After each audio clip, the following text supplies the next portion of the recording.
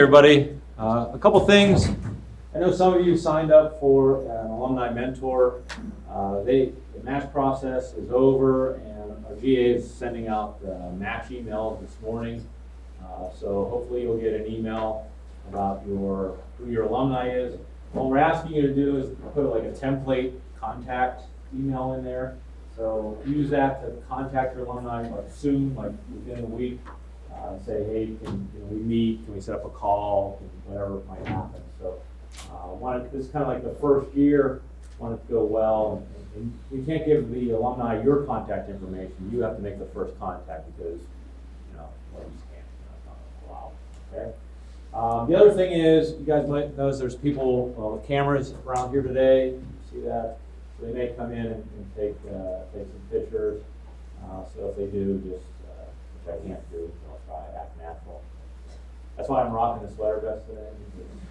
Very professorial. You got a haircut. Yeah.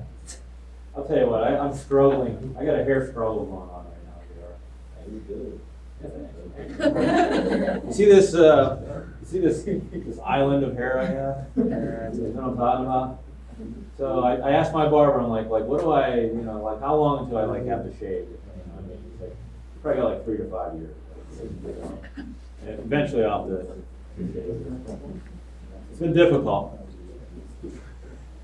So if you have like you have great hair, I got hair under me. That's great hair. When you shave it, you grow the beard out then. Well, November's coming. It's gonna be a permanent thing now.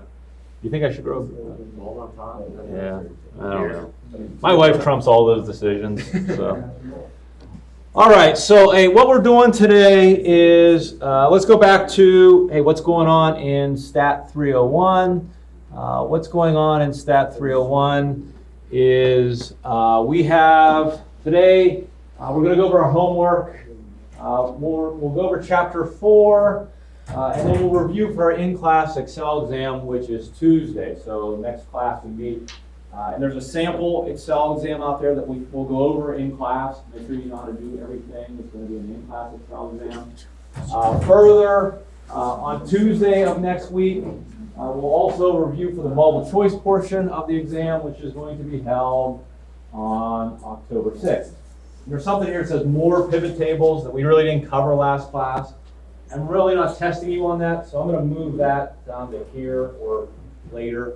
But I do want to teach you a little bit more about pivot tables, okay? So what we're working on right now is we are working on regression analysis. We're working on is there a measure of linear relationship? And let's just start by talking about if we want to see if two things move together and what direction they move and the strength of that relationship, what was the measure we used to assess that? It's always bound between -1 and +1. What was the measure we used? What was the measure? Go ahead, someone said it. Coefficient of correlation, R, okay? And we played that little game. We know R is always between -1 and +1. And values close to +1 indicate a strong positive linear relationship. Values close to -1 indicate a strong negative linear relationship. And values close to 0 indicate, hey, there's not really, these things don't move together at all, okay? So I gave you, I think, 27, 28, 29. We can do any of those, or I'll pick one. What would you guys like to do? I'd like to do one of them. We're doing this all with Excel, right? So not by hand. We can do it by hand, but it's laborsome and not really worth our time. 27, 28, 29, which one? 28, let's do 28. This is on page 52. It says, when the price of crude oil increases, do oil companies drill more oil wells? To determine the strength and nature of the relationship, an economist recorded the price of a barrel of domestic crude oil and the number of exploratory oil wells drilled for each month from 73 to 2010. Analyze the data and explain what you have learned. So let's do that. So I'm going to go to Blackboard. I'm going to go to Book Excel Files. I'm going to go to Course Text Excel Files by Chapter, Chapter 3, and XRO 3-28.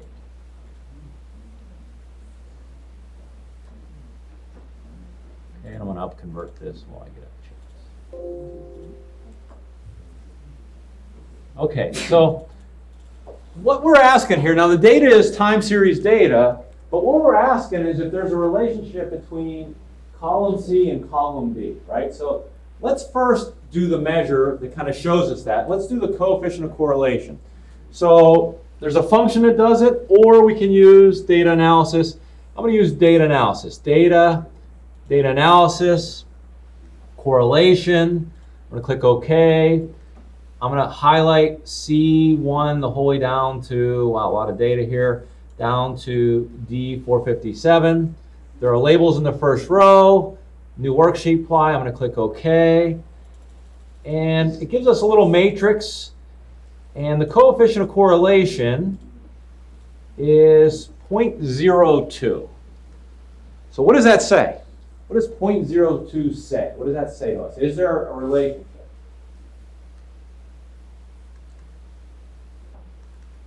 Okay, first, positive or negative relationship? Positive, right, because it's a positive number. But is that value fairly close to 0, isn't it? 0.02. So I would say really no relationship. No matter what you graph, it's going to have some movement, right? But that's not really a strong relationship. And let's try to visualize that, which we could have done first. But let's try to visualize that, and I'm going to see the same deal. So how I do that is I highlight the same data. I do C1 down to C457, insert, scatter diagram. There's my scatter diagram. And if I look at this, you know, there's visually, I don't really see a pattern going on. It's almost like a V thing. It's not really, I don't see like a positive relationship. I don't see a negative relationship. And I can also look at it this way as well. I can try to draw a trend line in there. So I'm going to right click on any point, add trend line, display equation on chart, display R squared value on chart. And we see that line is fairly flat because it's not really sloping upward or downward because there's really not a strong trend.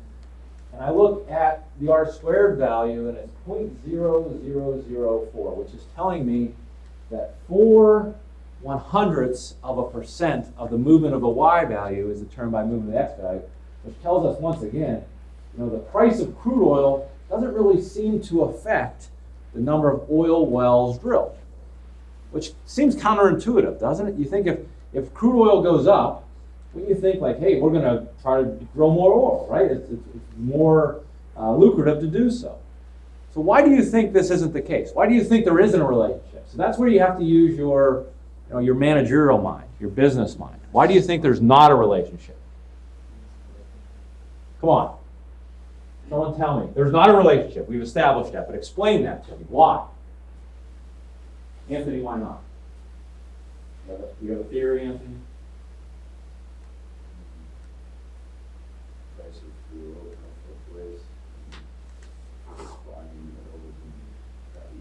Very good. That's the key.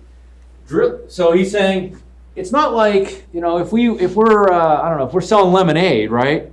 And it's a hot day and demand's high, it's pretty easy for us to like start making more lemonade, right? It's not a big deal. But exploratory oil wells, that's a big investment, right? So I'm really not looking so much at the macro environment, maybe what's happening right now. I might be looking at what I'm projecting is going to happen 5-10 years, because exploring for oil, you know, that's a multi-year commitment. So there's not going to be that direct relationship. You know what I'm saying? Like what you might do is look at the price of oil and then say, like, go back 10 years, like offset it and see if there was a relationship there. Like, if, you know what I'm saying? Because it is not a hard process. So it is not an easy process. So this is good. And one thing I want to caution you guys with coefficient of correlation, there's a famous line that says correlation does not necessarily indicate causation. Correlation does not necessarily indicate causation. What do you think that means? What do you think that means? What does that line mean? Correlation does not indicate causation.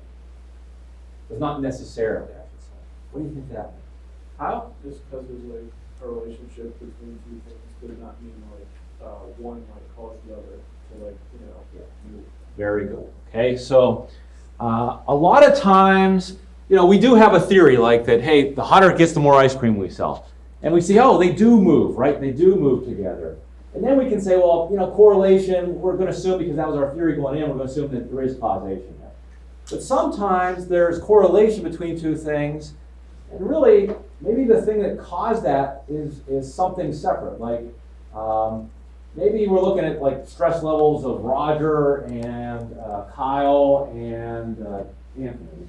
And maybe they're moving together, and you're saying, well, geez, maybe Roger's mood affects Anthony's mood, and Roger's mood affects Kyle's mood. Well, no, maybe because they're all business students, there's another variable called like college life, and when midterm exams are happening, right, they're all stressed out. So it doesn't mean that Roger's mood affects Anthony's mood. Does that make sense? There's probably some other variable that's causing your stress, right? So you have to be careful. And this is a website, it's kind of little could be a little bit I don't know, racy, I guess. But if you look in the bottom of chapter 3, if you look hard enough, and this is what these people do for things, data sets, eventually randomly things will correlate, right? You're just going to have, these are correlations that are what they call spurious, mean they don't mean anything. Number of people who drowned by falling into a pool, and films Nicolas Cage appeared in, right? There's a very close correlation when you graph those. But do you think those have any relationship? No. Per capita cheese consumption, number of people who die by becoming tangled in their bed sheets. Okay, if you graph that, very close correlation. The divorce rate in Maine and the per capita consumption of margarine. Once again, those are moving very closely together, but not really any kind of causation. Age of Miss America and murders by steam, hot vapors, and hot objects. Okay, so you can see, be cautious when you say, hey, those two things move together, so this causes this. Does that make sense? Any other questions on that section? God bless you. So let us deal with chapter 4 then. Okay, and chapter 4 is one of those chapters. It's kind of like the book throws it in to like cleanse your palate. It's kind of like just more conceptual than mathematical, but it's still important. So it's called data collection and sampling. And let's go back to what we started this class with. We said statistics is a way to get information from data, right? So we started with data, and we said we're going to learn statistics, and we've learned a whole bunch of statistics so far. So we can take data and get information. But where does the data come from? Where does our data come from? Where does the data come from? The data you've been working with, where does it come from? Well, you go to book Excel files and it's there, right? But in the real world, in the business world, where does the data come from? Jonathan, where does the data come from? You had a smirk and you made eye contact with me, so I'm sorry. Maybe people you're working with. Okay, what do you mean by people you're working with? Your clients. You think there's a guy that he's the data guy? We get data from John. No. What do you think? Maybe your clients or your competition. Okay, so there's all kinds of data. There's published data, like the U.S. government puts out all kind of published data, like census data. There are industry sources of data. When you're doing transactions, that's data. When you guys enroll in a class, think about that's data creation. But another type of data is we can get data. Let's talk about this. So there are many methods used to gather data. First one is direct observation. So that direct observation means we just kind of observe what's happening. For example, in this class, I would like to know the number of people wearing red, and maybe I go into every class and figure that out. That's direct observation. The number of people that didn't have an umbrella today on the mall. That's direct observation. Direct observation is transactional data. Now, experimentation is a little bit different. What is the difference between direct observation and experimentation? What is it, experimentation? We can gather data through an experiment. How can we do that? How? You create a theory or hypothesis, and then you set up some kind of experiment or some method of testing. Okay, so give me an example. Like what's the deal with the experiment? So we set up an experiment to test that hypothesis.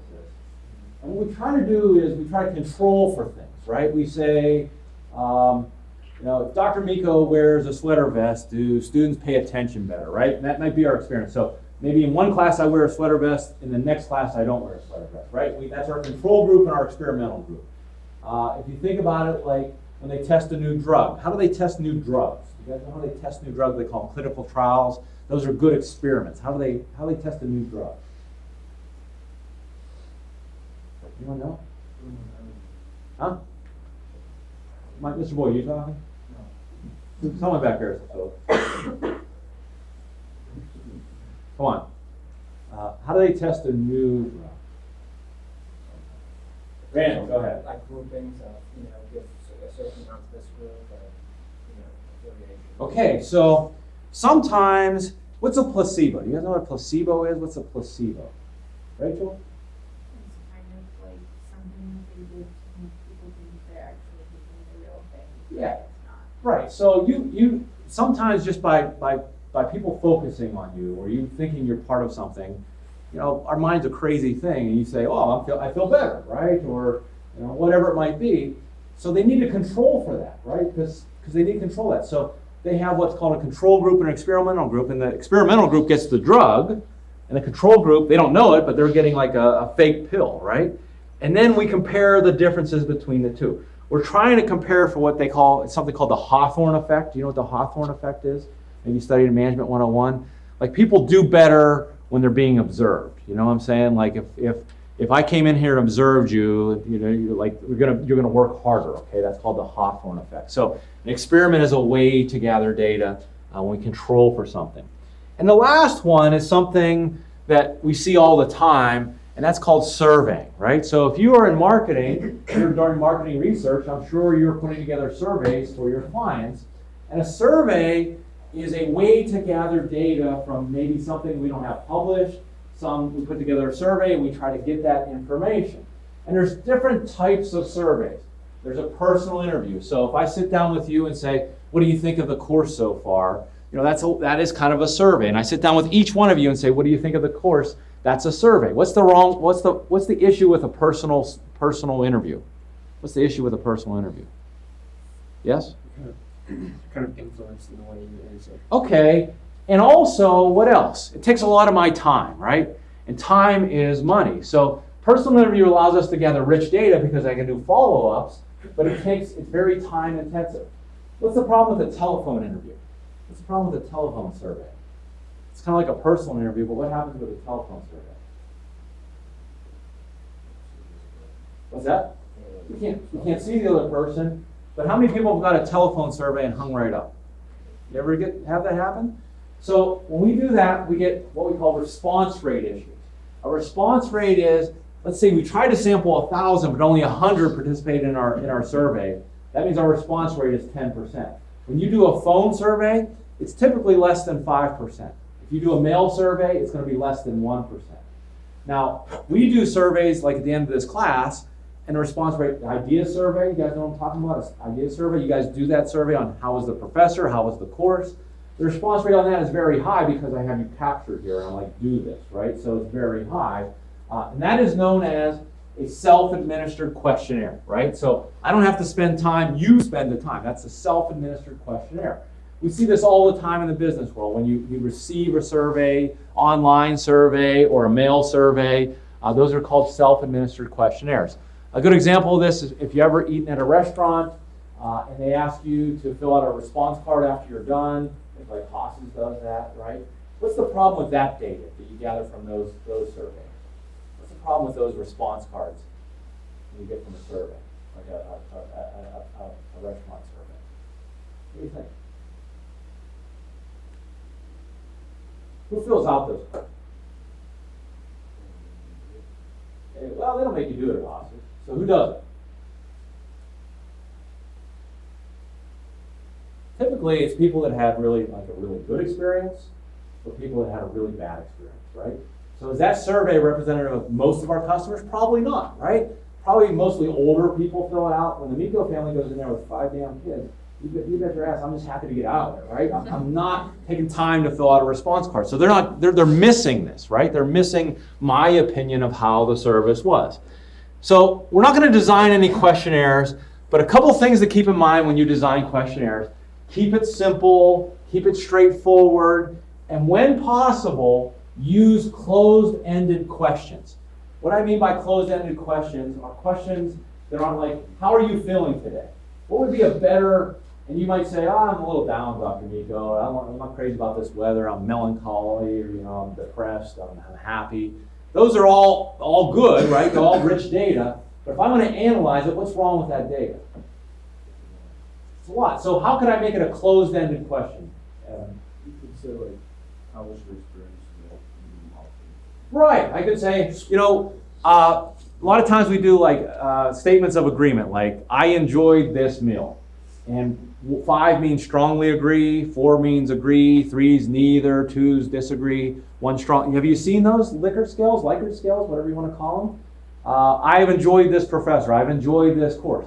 Those are closed-ended questions, and those are better because I can statistically analyze those. Those are better for our purposes, right? For us to get data. Now, they're not as rich, but we can analyze them better because then it's nominal data or ordinal data that we can organize. Okay.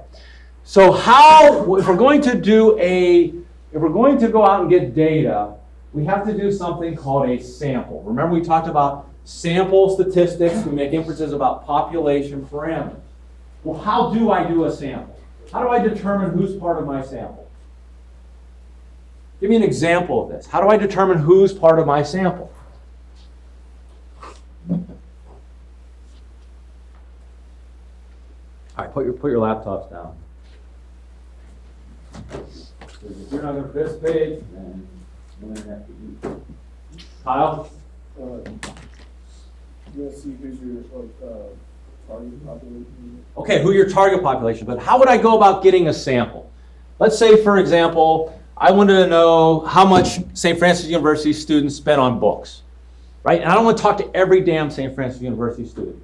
So how could I get an estimate for that data without talking to every St. Francis University student? What would I do? Eric, what would I do? Choose like, I don't know, like choose like a couple hundred students, send them like an email or something, say please respond to this. Okay, choose a couple hundred students. He says we need a sample, right? That's right. How do we choose those couple hundred students? Because that's what's called a sampling plan. How would you choose those couple hundred students? I don't know, you just choose them random. Okay, very good. So the first sampling plan we're going to study is called a simple random sample, meaning if we had all 2,000 names of St. Francis University students and we randomly selected 100, that is called a simple random sample. And it's one of the best ways to do a random sample, right? It's one of the best ways to do a sample because there's no bias built in, right? There's no bias built in. If I said, I'm going to sample you guys, or I'm going to sample people in Schwab Hall, what happens there? I'm going to say, I'm going to sample 100 customers and 100 students in Schwab Hall about how much they spent on textbooks. What happens there? Yes? There's a lot of materials in the news, we don't have about the same amount. Okay, very good. That means what's happening there is our sample population doesn't look like our target population, right? Because they're mostly business students. If I go to Christian Hall, which is called a cluster sample, I go to one place and do a sample. Like if I go to Christian Hall and I sample them, well, there's business students living there, there's PA students living there, OT, science students. But if I do a cluster sample, if I go to Christian Hall and do a sample, what's the issue with that sample? Yeah, it's mostly, there's no freshmen in there, right? They're not allowed in there. So it's all upperclassmen, and it doesn't represent the freshman experience. So this is a big thing. When I design a sampling plan, I want to make sure my sample population looks a lot like my target population. That's the only way it can truly represent the target population. So ways we get there. The best way is something called the simple random sample, right? The simple random sample is everyone has an equal likelihood of being chosen to be part of the sample. Put everyone's name on a ping pong ball, get a big vat, shake it up, pull out 100 ping pong balls, right? Sometimes they used to use the phone book for this, right? They used to say, I'm going to sample 100 names randomly from the phone book. What's wrong with that method? What's wrong with that method? I go down every 10th name in the phone book or every 100th name in the phone book. What's that? Phone book's huge, takes a lot of time, but we got time. What's the problem with the phone book, though? Yes? Not everyone's going to answer, so that's a problem with telephone survey. Yes? Some of the numbers can be disconnected. Sure, some of the numbers can be different. All those are problems. What's the problem with using the telephone book as our sample, though? Are you in the telephone book? Not everyone has a phone, right? A lot of people now don't have a phone, right? So that is underrepresenting like your generation, right? Because most of the people that are in the phone book now are older generations, right? So that's a problem. That's a problem. That's an issue. So simple random sample is the easiest. We can generate random numbers in Excel. It's pretty easy. There's a function to do it. We're not going to do that until later in this class. We can also do something called a stratified random sample. A stratified random sample is a random sample, but we make sure we get enough in every category, right? So we're going to randomly sample, but we're going to make sure we get 50 males and 50 females. Maybe we make sure we get 100 Republicans and 100 Democrats. Because in a stratified random sample, not only can I say something about the whole population, but then I can also say something about my strata. Strata are categories, right? I can compare the males and females. I can compare the Republicans and Democrats. I can compare the people under 30 to the people over 30. Does this make sense? So that's called a stratified random sample. And finally, the last one is something called a cluster sample. And I've talked about that. A cluster sample is a form of a convenience sample where I go to one place. If I went to Christian Hall, that's a cluster sample. If I use this, cluster samples are not necessarily, they're convenient for me, right? Because they're a cluster, I can gather that cluster at one point, but they're inherent with what we call sampling bias, okay? They have sampling bias in them. So, why do we study this, okay? Why do we study this? Well, there are errors that we want to avoid. You can do the greatest statistics in the world, but if there's a problem by the way you took your sample, it doesn't matter how nice your graphs look and how good your numbers are, because if someone points to you and says, you know what, there's a problem in your sampling plan, this doesn't represent the general population, then your numbers are no good anyway. So we want to talk about forms of errors, okay? Forms of errors. And this is probably the most important concept from this chapter. There are two categories of errors, two broad categories of errors. The first one is sampling error. And sampling error is pretty easy. Sampling error is error that arises just because we took a sample. Just because we didn't talk to every man, woman, and child at St. Francis University, we're going to be off a little bit. Okay? We're going to be off because I only talked to 30 people and not 500 people. Now, sampling error we can control for. How do we reduce sampling error? How do you think we make sampling error less? How do you think we reduce the error of sampling?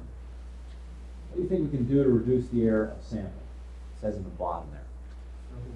Sample more people. If I said, how much did you spend on your book, Randall and Roger? You know, they give me an answer and I average it together. It probably could be way off. Maybe both of them spent very little. But if I start sampling more and more people, I'm going to get people spend a lot of money, people spend a little money, and I'm going to get a lot of people that are right there in the middle, right? It's going to be normally shaped. So sampling error can be reduced by sampling more, okay? That's one good thing about sampling error. We can reduce it by sampling more. Now, the other category of error is something called non-sampling error, okay? Non-sampling error. So it is problems in the way we took the sample. This isn't related to how many we sampled.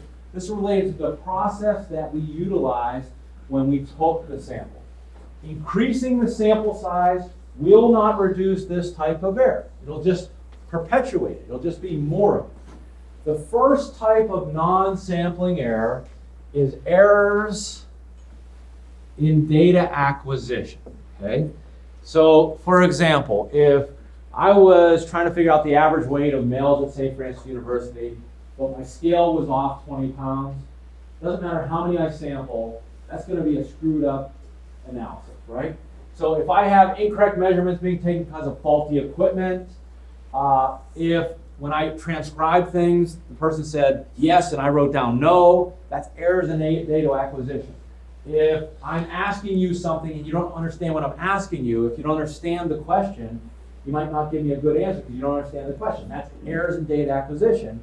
And finally, if I ask you something personal, you know, even if it's anonymous, you may lie, right? You may lie about it. Like a lot of times there's surveys that, you know, they're about personal things and people fool themselves and they lie about it. So inaccurate responses due to questions concerning sensitive issues. All these are what we call errors in data acquisition. They're a problem with the process. Sampling more does not reduce this type of error.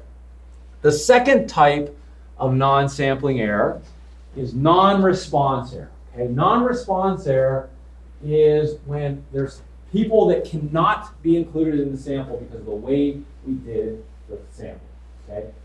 If we do a telephone interview, okay, people without telephones are automatically excluded.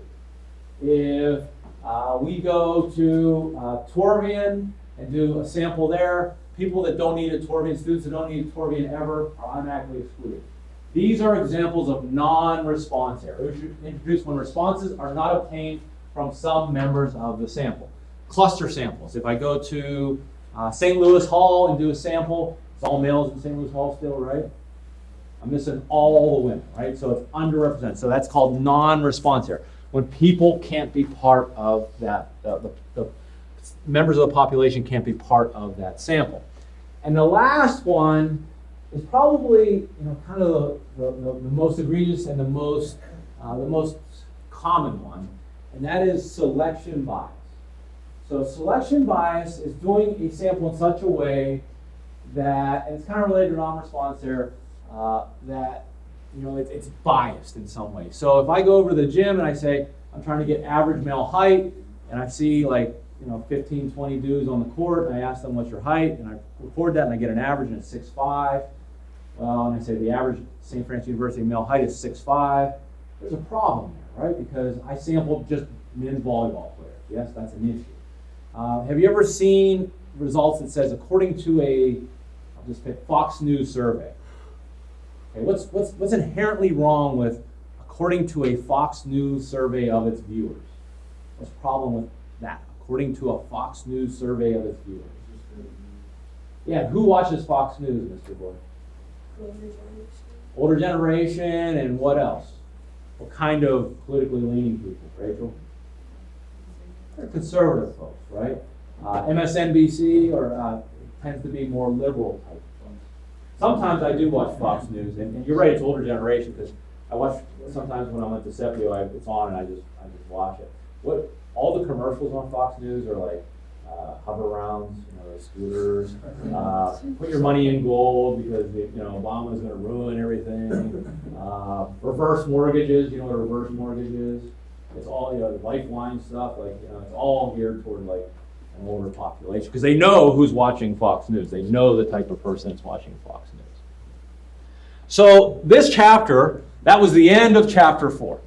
Chapter 4 is just conceptual. Your homework in chapter 4 is to read chapter 4, and if you're not going to read chapter 4, then look at the study card at the end of chapter 4 and read that. Okay, it's only a page. I went through it, try to understand it. It's an important aspect of where we get data from. Questions on chapter 4? All right, you can get out your laptops. Whew, that was a tough 20 minutes to get through without a laptop, wasn't it?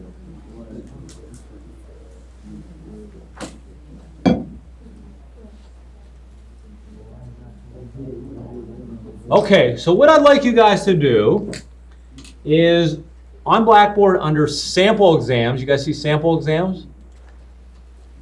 There is under sample exam 2, it says Excel and multiple choice. Click on that folder. And here's the multiple choice portion, which we're not going to go over that today. But sample in-class Excel exam 2, there's 3 problems. And these are the types of problems that you're going to have on your in-class Excel exam Tuesday. Okay? And also, I have the take-home due Tuesday too, right? Do we want to go over that too? Should we do that first, or what do you guys want to do? Want to do this first? Okay. So, why don't we take, it's 10:05. I know you're not going to get it all done in that time frame, but why don't we take 10, 15 minutes, you guys work on these 3 problems. And I'll come around and I'll help you if you need help. And then we'll do them together, make sure we understand it, and then we'll talk about the take-home results of this Tuesday. Right? We good? Yes. All right.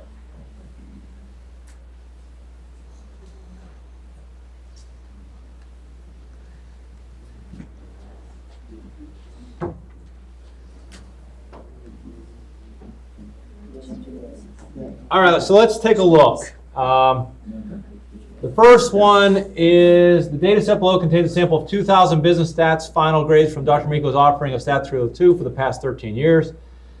Please do the following and place it in a Word document attached to the assignment. Calculate the arithmetic mean, median, mode, range, and standard deviation. Considering that these grades follow a bell-shaped distribution, interpret results using the empirical rule. Okay. So I'm going to open up that data set. And I can get all those things it mentioned in one fell swoop by doing what? Data analysis, descriptive statistics. So data analysis, descriptive statistics, click OK. My data is in A1, all the way down to A2001. I just control shift N here is what I should do. But anyways, that's where our data's at.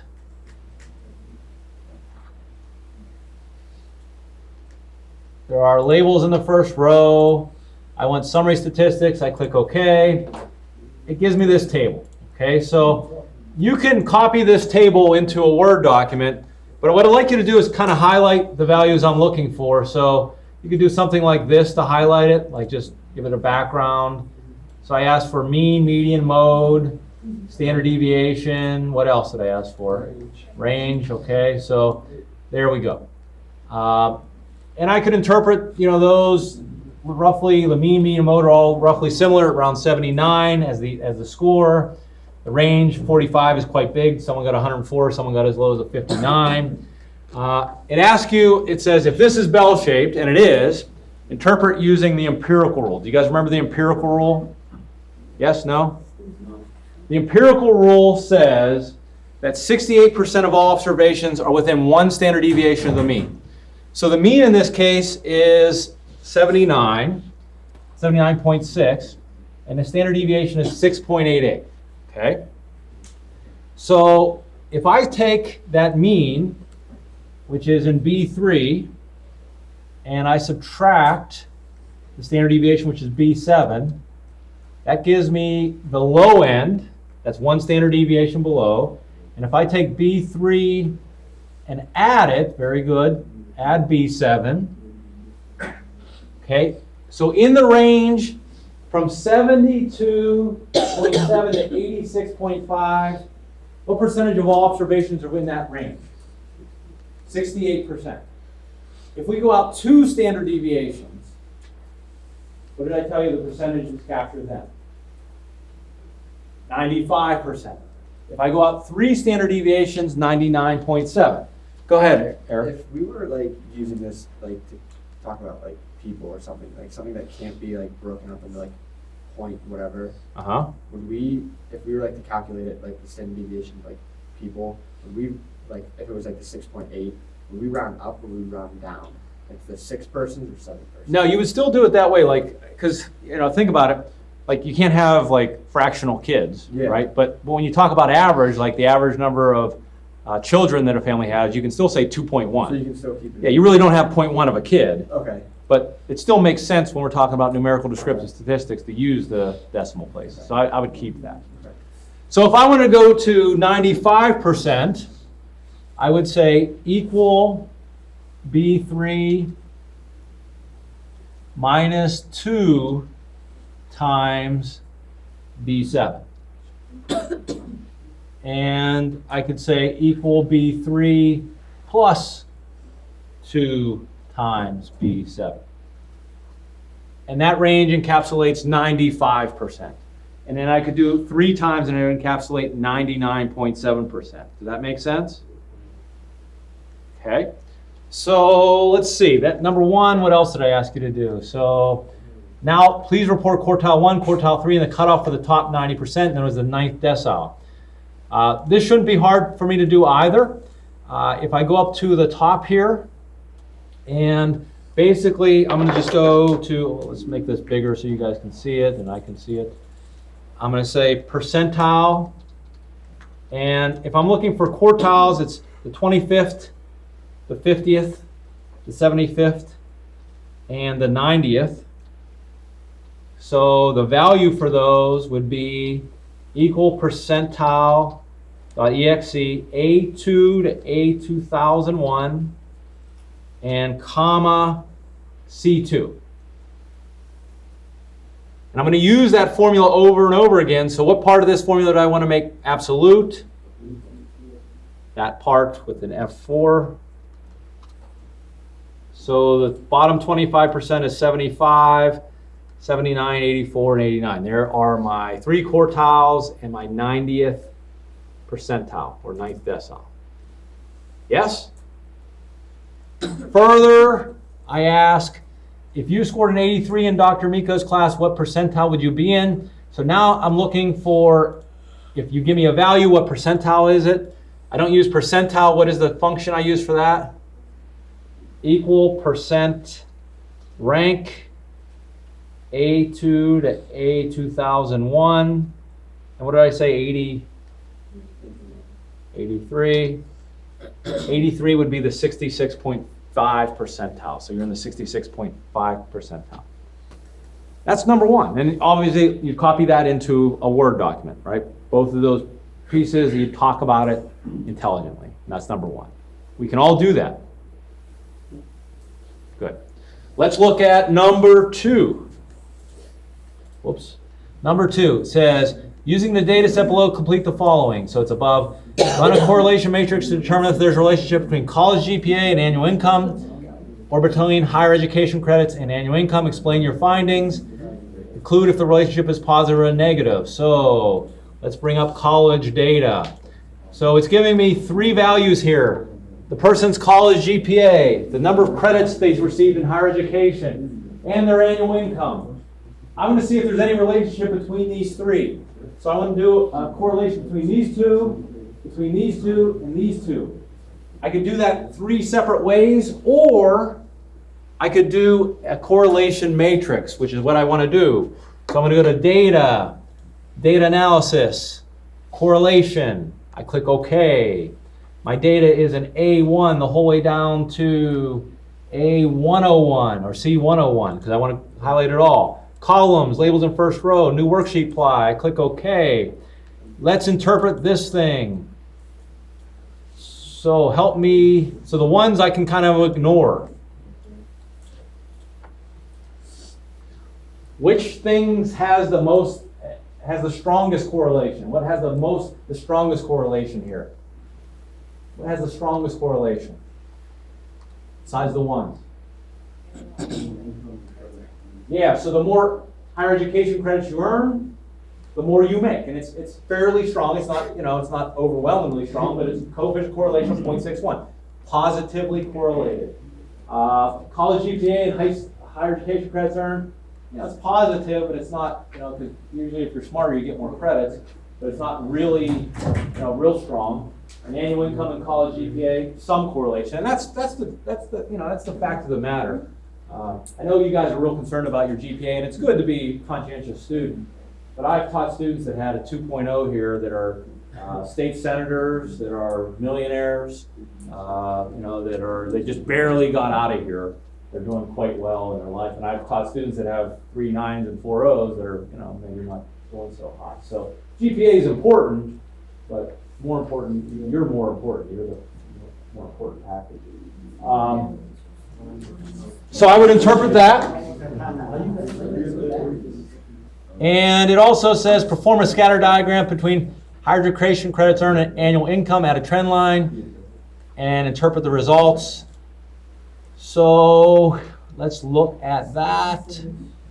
Where do I have that? Oh, there it is. So luckily, higher education credits earned and annual income are right beside each other. If I do insert, scatter, and I'd want to fix that up, obviously, I'd want to label that. So I will still be checking for labels and good titling and all those good things. I can visually see somewhat of a positive relationship, right? Somewhat of a positive relationship. I want to add a trend line, so I'm going to right-click on any point. Add a trend line, display equation on chart, display R² value on chart, and it asks me to interpret. There's a positive relationship, and what I'm really looking for is the interpretation of this R² value, which is 0.37, or let's call it 37%. What does that say? Mark? Well, that's, if we're talking about coefficient of correlation, I would say that. But remember, the R squared value is always between 0 and 1. It's always between 0 and 100%. So what's the 37% mean there? Come on.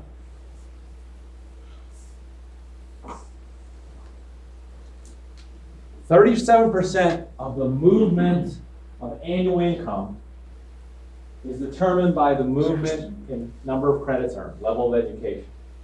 So 37% of the movement of the Y value is determined by movement in the X value, or explained by.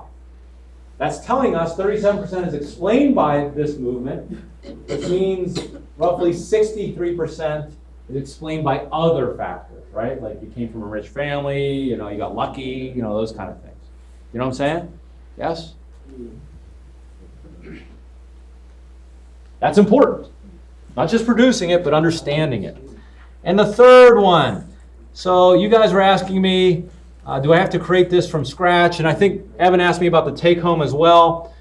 Well, here's the deal. I'm gonna copy this. And I think we prepared, or did we not? And you guys can use this. It should be, I think we made, at some point in this class, we made a geomean template. Do you guys remember that? It's out here. You may have one that you made. You guys remember that thing? So here it is. And I'm going to paste that text down here so I can see.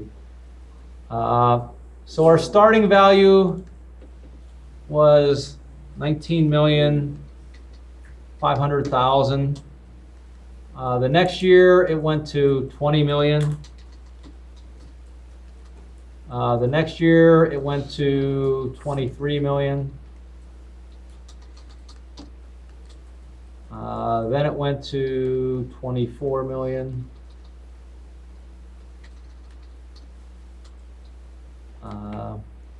Then 28 million.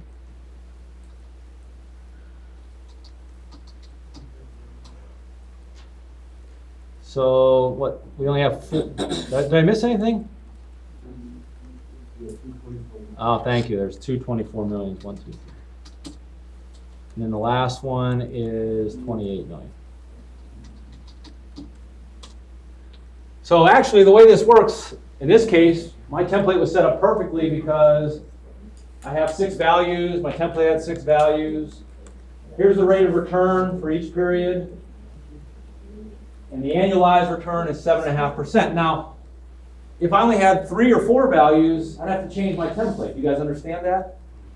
Right? I'd have to adjust things. And if I had 7 values, I'd have to adjust things, right? So don't just say, oh, I'm just going to plug it in. I understand what's happening in this template, right? Understand that you can play around with it. You can change things.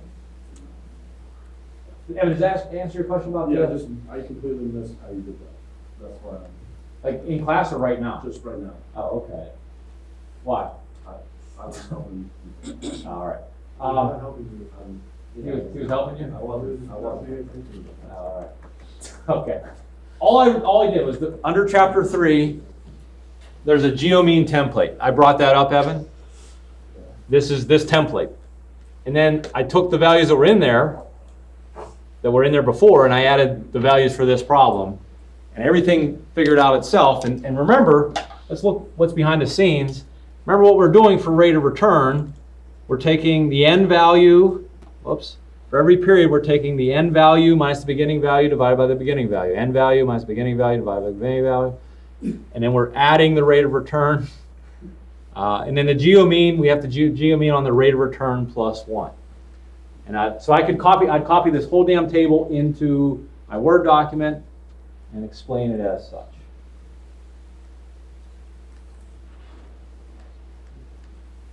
So there'll be 3 problems like these 3, right? So I'm not trying to trick you. I'm not going to throw something out of right field that that you've never seen before. But I want you to be able to do this yourself, right? And it might not be perfect. It might not be perfectly like these, but it's going to be these 3 types of problems, right? A little different context, but same type of problem. Alexis? Sure, yeah. As long as, when you take these Excel, you can use your notes. I don't care if you use your book. The only thing you can't do is you can't like communicate. Like I don't want to see you like, I don't know, Snapchatting or, it's probably not a good use of Snapchat, but whatever. Yapping or whatever you guys do. Tweeting, like I need help, that. So yeah, you can use that template. You can build your own template, whatever. Yes. Just no email, no communication. Yes. Just you, like a cone of silence around you and your material. Okay. Okay. So, and by the way, you know, Evan, like you said, hey, I just missed what you did, Dr. Miko. I recorded this, right? So this was all recorded. So I'll upload this to YouTube. It'll be under 2016 lecture captures, and you can rewatch this, right? You know, you can see whatever's on the screen. You can't see me, which I know is unfortunate, but you can get the board. Now our take-home assignment that is due Tuesday as well under assignment Excel projects is right here. Okay, second Excel assignment. What I tried to do, and this shouldn't take you, truthfully, this shouldn't take you as long as the graphing one because you don't have to, you know, the results come back and you just interpret them, right? They're like a mean's a mean. You don't have to like play around with it. But I try to put the problems in here in all the data sets. So the first one, we're just computing the mean and median for Los Angeles and New York workers. Interpret your findings, so who commutes longer. Looks like another mean median question is the next one. So those should be pretty easy for you guys. Same thing here. Standard deviation, bell-shaped. You know, that means you're going to have to use the empirical rule for that one. Here's a percentile one, which we just did. That's a scatter diagram one. You know, where we're going to add a trend line, coefficient of correlation, all those things. We just did one of those. This is also a scatter diagram. And here's the geomean problem that we just did. So we kind of went over all those things today as well. This, once again, should be handed in at the beginning of class Tuesday. Don't upload it. Read the problem, write a few sentences interpreting the numerical descriptive statistics. This will be as part of the problem. Failure to do so will result in loss of points.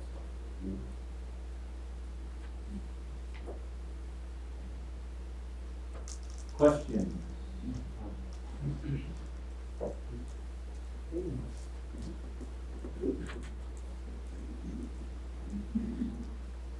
All right, well, have a good day and stay dry.